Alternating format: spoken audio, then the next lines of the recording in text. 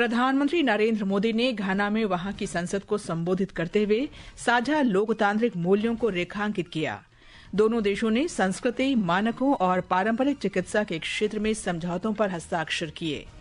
प्रधानमंत्री यात्रा के दूसरे चरण में त्रिनिदाद और टोबैगो के लिए रवाना। द्विपक्षीय संबंधों को और मजबूत करना कार्यसूची में सबसे ऊपर। रक्षा अधिग्रहण परिषद ने स्वदेश में बने बख्तरबंद रिकवरी वाहनों, इलेक्ट्रॉनिक युद्ध प्रणाली और सतह से हवा में मार करने वाले मिसाइलों की खरीद सहित 10 प्रस्तावों को मंजूरी दी। पहला खेलो इंडिया वाटर स्पोर्ट्स अगले महीने श्रीनगर की डल झील में आयोजित होगा। और शुभमन गिल इंग्लैंड में दोहरा शतक बनाने वाले पहले एशियाई कप्तान बने। बर्मिंघम में दूसरे क्रिकेट टेस्ट मैच में भारत ने पहली पारी में अब तक 550 से भी अधिक रन बनाए।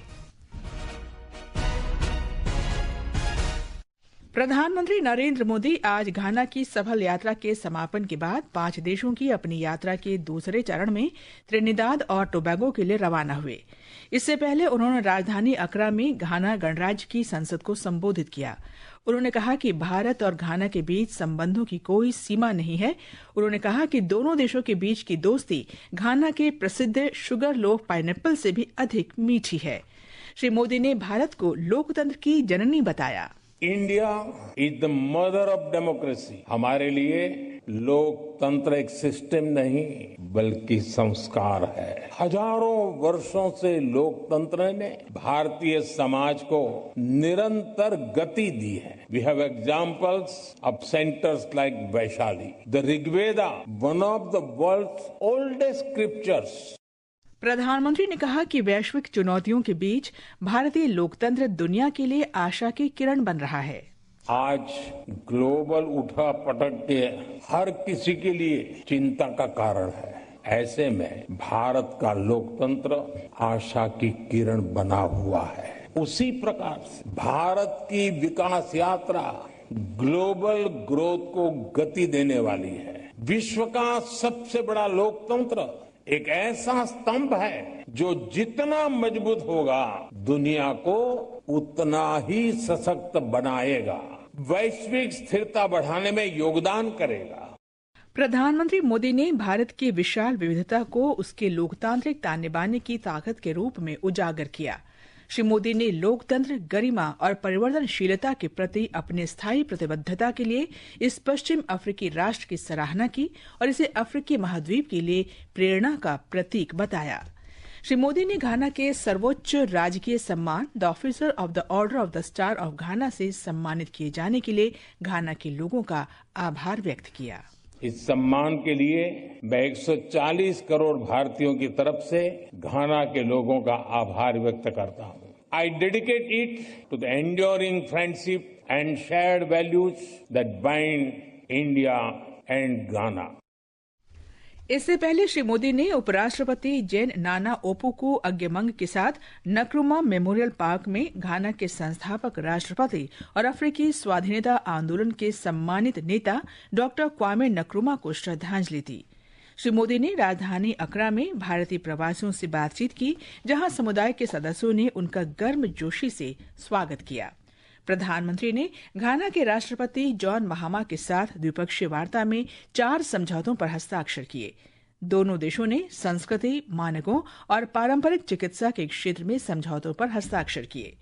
प्रधानमंत्री की इस ऐतिहासिक घाना यात्रा पर हमारे संवाददाता की एक विशेष रिपोर्ट। प्रधानमंत्री मोदी का दौरा साफ संदेश देता है कि भारत अफ्रीका और ग्लोबल साउथ से अपने संबंध और प्रगाढ़ कर रहा है। व्यापक साझेदारी से बुनियादी ढांचा, कृषि और डिजिटल सेवा में संयुक्त परियोजनाएं आसान होंगी। घाना में टीका हब बनाने में मदद के आश्वासन से भारत ग्लोबल साउथ का फार्मेसी हब बन सकता है। यूपीआई साझेदारी से घाना में रोजमर्रा के लेन देन की लागत कम होगी। आयुर्वेद और पारंपरिक चिकित्सा सहयोग से स्वास्थ्य, पर्यटन और सांस्कृतिक आदान प्रदान को बढ़ावा मिलेगा। विदेश मंत्रालयों की स्थायी जॉइंट कमीशन इस वार्ता को आगे भी जारी रखेगी। प्रधानमंत्री मोदी के संसद संबोधन में स्वतंत्रता संग्राम से लेकर आधुनिक विकास तक की साझा गाथा और जलवायु परिवर्तन, महामारी व आतंकवाद से लड़ने में एकता पर जोर था। घाना में बसे 15,000 भारतीयों के लिए कौशल विकास और इंफ्रास्ट्रक्चर परियोजनाएं नए अवसर लाएंगी।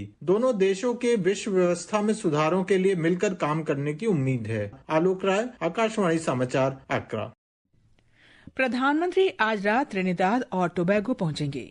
द्विपक्षीय संबंधों को और मजबूत करना कार्यसूची में सबसे ऊपर है। प्रधानमंत्री की यात्रा के बारे में ज्यादा जानकारी के लिए बात करते हैं पोर्ट ऑफ स्पेन में मौजूद हमारी संवाददाता साक्षी से। साक्षी, इस यात्रा का क्या महत्व है? सबसे पहले ये लगभग 2 दशकों के बाद किसी भारतीय प्रधानमंत्री की त्रिनिदाद और टोबैगो की पहली द्विपक्षीय यात्रा है, जिसे ये अपने आप में ऐतिहासिक बन जाती है। ये यात्रा उस समय हो रही है जब भारत और TNT के बीच सांस्कृतिक और ऐतिहासिक संबंधों की 180वीं वर्षगांठ मनाई जा रही है। दूसरा, ये यात्रा से द्विपक्षीय सहयोग को नई दिशा और गति मिलने की संभावना है, खासकर व्यापार, डिजिटल भुगतान, शिक्षा, स्वास्थ्य, फूड प्रोसेसिंग और रिन्यूएबल एनर्जी जैसे क्षेत्रों में। इसके अलावा प्रधानमंत्री का ये दौरा भारत की ग्लोबल साउथ में नेतृत्वकारी भूमिका और कैरिकॉम देशों के साथ संबंधों को एक सशक्त करने में लाभकारी साबित हो सकता है। जानकारी के लिए धन्यवाद साक्षी। ये समाचार आकाशवाणी से प्रसारित किए जा रहे हैं। ताज़ा समाचार जानने के लिए आप हमारे social media handle X@AIR News Hindi को फॉलो कर सकते हैं। समाचार संध्या में आपका फिर स्वागत है। रक्षा मंत्री राजनाथ सिंह की अध्यक्षता में रक्षा खरीद परिषद ने स्वदेशी माध्यम से 1 लाख करोड़ से अधिक की राशि के 10 पूंजी अधिग्रहण प्रस्तावों को स्वीकृति प्रदान की। बख्तरबंद वाहनों, इलेक्ट्रॉनिक युद्ध प्रणाली, तीनों सेनाओं के लिए एकीकृत सामान इन्वेंट्री प्रबंधन प्रणाली और सतह से हवा में मार करने वाली मिसाइलों की खरीद के लिए मंजूरी दी गई।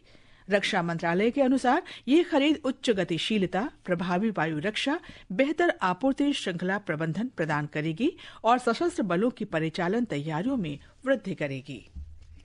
लोकसभा अध्यक्ष ओम बिरला ने आज गुरुग्राम के मानेसर में राज्यों और केंद्र शासित प्रदेशों के शहरी स्थानीय निकायों के अध्यक्षों के पहले राष्ट्रीय सम्मेलन का उद्घाटन किया। 2 दिन के सम्मेलन का विषय है संवैधानिक लोकतंत्र को मजबूत बनाने और राष्ट्र निर्माण में शहरी स्थानीय निकायों की भूमिका। श्री बिरला ने शहरी स्थानीय निकायों से जमीनी स्तर पर लोकतंत्र को और मजबूत करने के लिए नियमित बैठकें आयोजित करने, समिति प्रणालियों को मजबूत करने और नागरिक भागीदारी सुनिश्चित करने का आह्वान किया। सड़क परिवहन और राजमार्ग मंत्री नितिन गडकरी ने आज झारखंड के गढ़वा में 2456 करोड़ रुपए की 2 राष्ट्रीय राजमार्ग परियोजनाओं का लोकार्पण किया। श्री गडकरी ने कहा कि राज्य में 2 लाख करोड़ रुपए की राजमार्ग परियोजनाएं कार्यान्वित की जाएंगी। रांची में 5 अरब 60 करोड़ रुपए के एलिवेटेड कॉरिडोर सहित 6350 करोड़ रुपए की 11 परियोजनाओं का शुभारंभ किया गया। केंद्र ने पूरे देश के जनजातीय गांवों के विकास के लिए 79,000 करोड़ रुपए निर्धारित किए हैं। जनजातीय कार्य मंत्री जोएल ओराम ने आज गोवा में धरती आबा जन भागीदारी अभियान के अंतर्गत एक कार्यक्रम में ये बात कही। श्री ओराम ने कहा कि देश भर में करीब 63,000 जनजातीय गांवों के समग्र विकास के लिए विभिन्न सरकारी योजनाएं जारी हैं। उन्होंने कहा कि गोवा में 25 जनजातीय गांवों में केंद्रित पहलों को लागू किया जाएगा।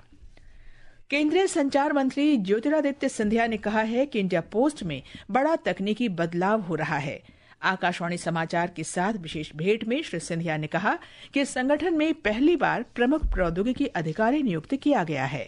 टेक्नोलॉजी के आधार पे ही हर डाकिये के हाथ में जो पहले चिट्ठियों का बंडल होता था, अब उसे एक हैंड हेल्ड पोर्टेबल मोबाइल के आधार पर हम लोग ने दिया। तो एक CTO हमने पोजीशन की है और हर एक वर्टिकल के साथ एक वाइस CTO, क्योंकि उस IT 2.0 सॉफ्टवेयर के आधार पे ही इसे एक लॉजिस्टिकल पावर हाउस हम लोग बनाना चाहते हैं। पूरा रीऑर्गेनाइजेशन और एक बिजनेस प्रोसेस रिस्ट्रक्चरिंग कर रहे हैं हम लोग। उदाहरण के तौर पर अगर आप पार्सल का क्षेत्र हो तो कौन सा पार्सल का हब मैकेनाइज्ड होना चाहिए।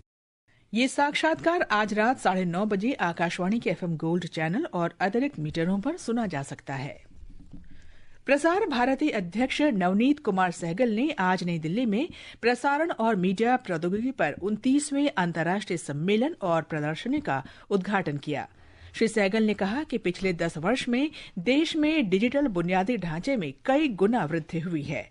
उन्होंने कहा कि संचार और प्रसारण में नई प्रौद्योगिकियों के आने से सामग्री का डिजिटीकरण और लोकतंत्रीकरण हुआ है। Onset of new technology in communication, broadcasting has brought convergence, digitization, the democratization of content, and the role of broadcasting is, undergoing a profound transition. Traditional boundaries are being redefined between content creators and consumers, and linear and on-demand platform between terrestrial and digital television. Prasar Bharati के मुख्य कार्यकारी अधिकारी गौरव द्विवेदी ने कहा कि प्रसारण media परिदृश्य तेजी से बदल रहा है। ये समाचार हमारी वेबसाइट www.newsonair.gov.in और हमारे न्यूज ऑन एआईआर ऐप पर भी उपलब्ध हैं। ये आकाशवाणी है। मौसम विभाग ने हिमाचल प्रदेश, उत्तराखंड, छत्तीसगढ़, पूर्वी राजस्थान, पंजाब, गोवा, गुजरात और पूर्वोत्तर भारत में अगले 6 दिन में तेज बारिश का अनुमान व्यक्त किया है। विभाग ने मछुआरों को अगले 5 दिन के दौरान गुजरात, कोंकण और गोवा के तटों पर न जाने की सलाह दी है। हिमाचल प्रदेश से हमारे संवाददाता ने बताया है कि प्रदेश में लगातार वर्षा से जनजीवन बुरी तरह प्रभावित है। हिमाचल प्रदेश में बीते 72 घंटों के दौरान बादल फटने की 14 और फ्लैश फ्लड की 3 घटनाएं दर्ज की गई हैं। इनमें अकेले मंडी जिले में 13 स्थानों पर बादल फटे, जिससे सबसे अधिक तबाही हुई है। अकेले मंडी जिले में 14 लोगों की मौत हो चुकी है, जबकि 31 लोग अभी भी लापता हैं। जिला के प्रभावित इलाकों में एनडीआरएफ और एसडीआरएफ की टीमें राहत व बचाव कार्य में जुटी हुई हैं और अब तक 348 लोगों को रेस्क्यू किया जा चुका है। उधर कुल्लू जिला के सोलंगनाला के पास अवरुद्ध मनाली केलंग लेह मार्ग को सीमा सड़क संगठन द्वारा वाहनों के लिए बहाल कर दिया गया है। इस बीच प्रदेश में 246 सड़कों पर यातायात बंद है, जबकि 784 पेयजल योजनाएं बाधित हैं। रितेश कपूर, आकाशवाणी समाचार, शिमला। पहला खेलो इंडिया वाटर स्पोर्ट्स फेस्टिवल 21 अगस्त से श्रीनगर की डल झील में आयोजित किया जाएगा। खेल मंत्री मनसुख मांडविया ने इसकी घोषणा की। 3 दिन के खेल में 36 राज्यों और केंद्र शासित प्रदेशों के 400 से अधिक खिलाड़ियों के भाग लेने की उम्मीद है। श्री मांडविया ने कहा कि ये खेल सरकार की प्रतिबद्धता और खिलाड़ियों को राष्ट्रीय स्तर पर नए अवसर प्रदान करने का प्रमाण है। बर्मिंघम में इंग्लैंड के साथ दूसरे क्रिकेट टेस्ट मैच के दूसरे दिन भारत ने ताजा समाचार मिलने तक 9 विकेट पर 575 रन बना लिए हैं। कप्तान शुभमन गिल ने शानदार 269 रन की पारी खेली। शुभमन गिल इंग्लैंड में दोहरा शतक बनाने वाले पहले एशियाई कप्तान बन गए हैं। रविंद्र जडेजा ने 89 रन बनाए। विंबलडन टेनिस प्रतियोगिता के चौथे दिन आज दूसरे दौर में 6 बार के चैंपियन नोवाक जोकोविच ने इंग्लैंड के डेनियल इवांस को हराकर तीसरे दौर में प्रवेश किया। पुरुष डबल्स में एन श्रीराम बालाजी ने मैक्सिको के जोड़ीदार मिगुएल वरेला के साथ दूसरे दौर में प्रवेश किया है। अंत में मुख्य समाचार एक बार फिर। प्रधानमंत्री नरेंद्र मोदी ने घाना में वहां की संसद को संबोधित करते हुए साझा लोकतांत्रिक मूल्यों को रेखांकित किया। दोनों देशों ने संस्कृति, मानकों और पारंपरिक चिकित्सा के क्षेत्र में समझौतों पर हस्ताक्षर किए। प्रधानमंत्री यात्रा के दूसरे चरण में त्रिनिदाद और टोबैगो के लिए रवाना। द्विपक्षीय संबंधों को और मजबूत करना कार्यसूची में सबसे ऊपर। रक्षा अधिग्रहण परिषद ने स्वदेश में बने बख्तरबंद रिकवरी वाहनों, इलेक्ट्रॉनिक युद्ध प्रणाली और सतह से हवा में मार करने वाली मिसाइलों की खरीद सहित 10 प्रस्तावों को मंजूरी दी।